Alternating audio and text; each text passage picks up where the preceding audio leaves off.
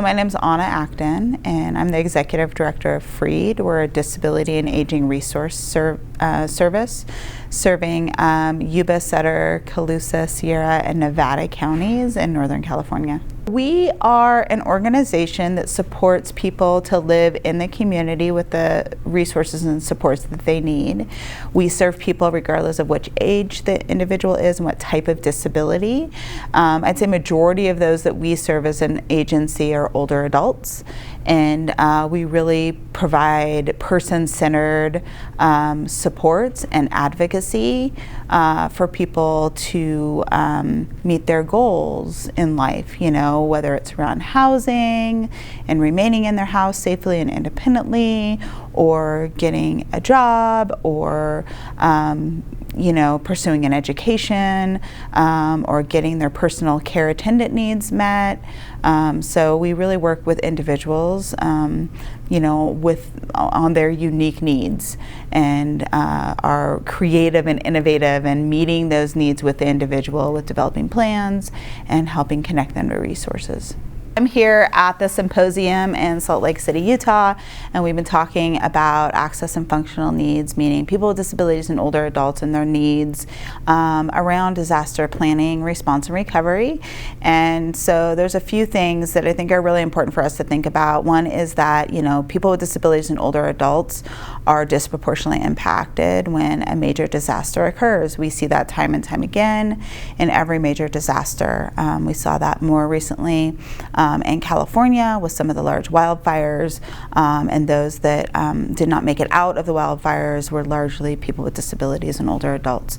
So I think that it's important for us to remember that when we're planning, when we are responding to a disaster, or when we're in the recovery stages, that we have to really ensure that we are integrating the needs of older adults and people with disabilities. I mean, we're all over the community.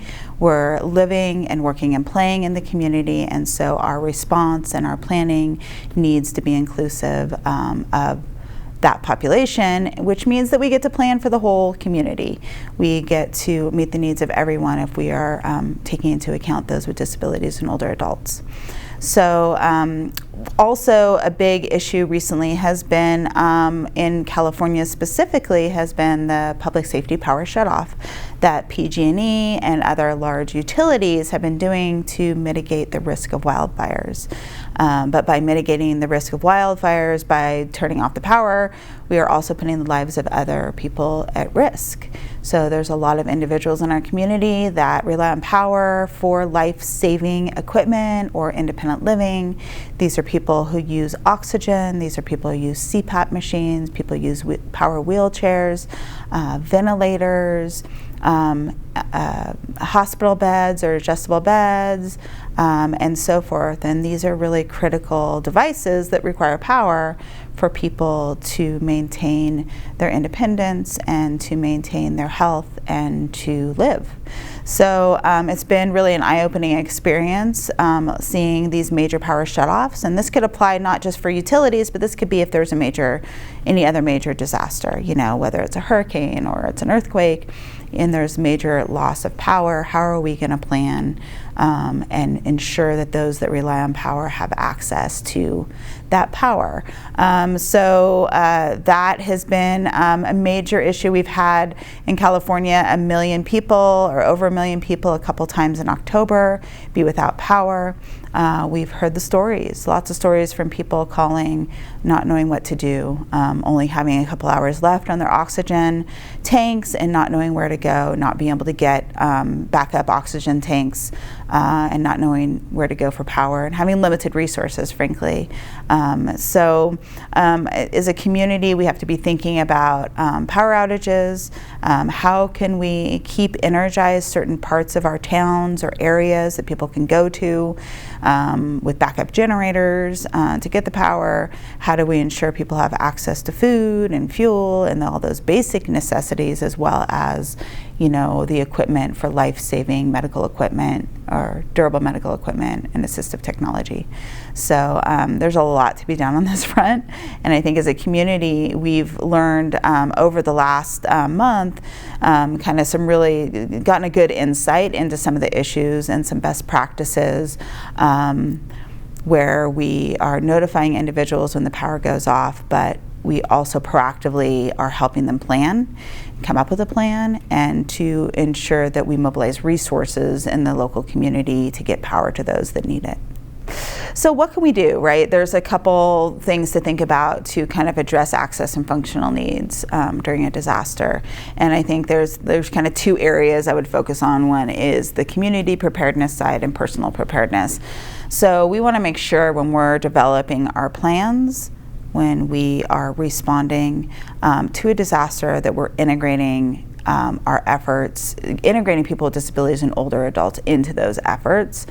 Meaning, we can't just have standalone plans for people with access and functional needs. We need to ensure that we're thinking about people with disabilities throughout the entire process and every part of our plans, our exercises, and our preparedness efforts. So whether it's notifications and ensuring those are going out in accessible formats and that we're utilizing our notification systems with those alternative format systems, or we are making sure that our shelters are fully accessible so that families, people like myself, can evacuate to a shelter and get our needs met there, to transportation for evacuation, ensuring we have accessible transportation, to the recovery efforts as well, right? And ensuring that people are getting the resources they need to rebuild their lives, basically, after a disaster.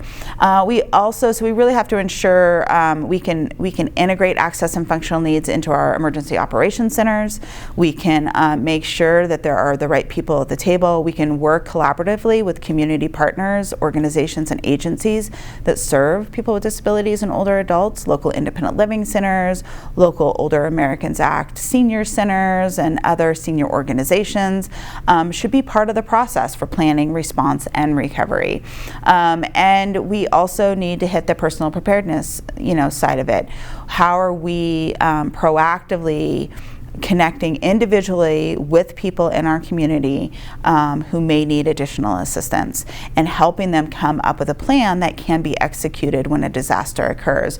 Most of us don't really want to do that work for personal preparedness. We don't really want to believe that is going to, that we're going to need it. But I think the reality is that, it's going to be a critical piece of our ability to respond and be resilient during major disasters.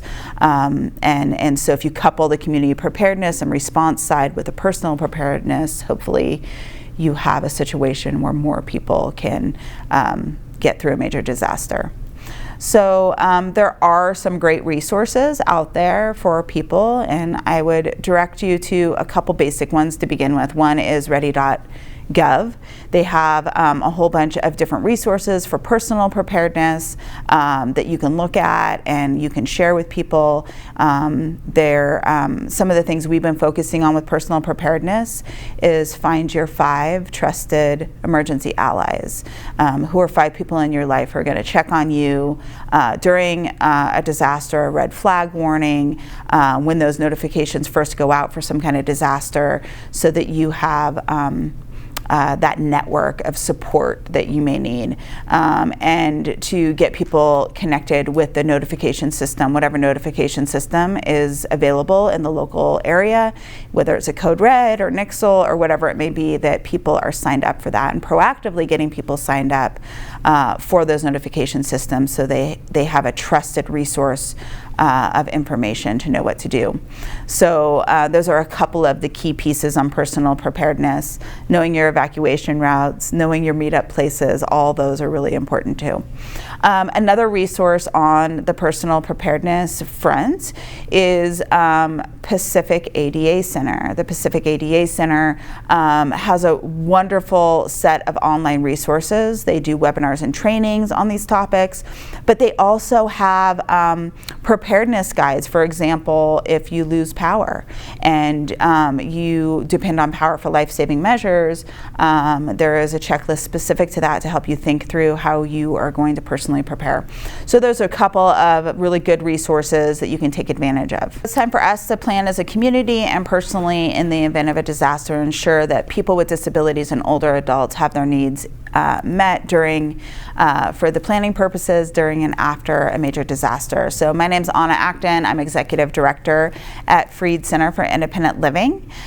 You can look below to get my contact information. The best way to reach me is 530-477-3333 or Anna, that's ANA, @freed.org.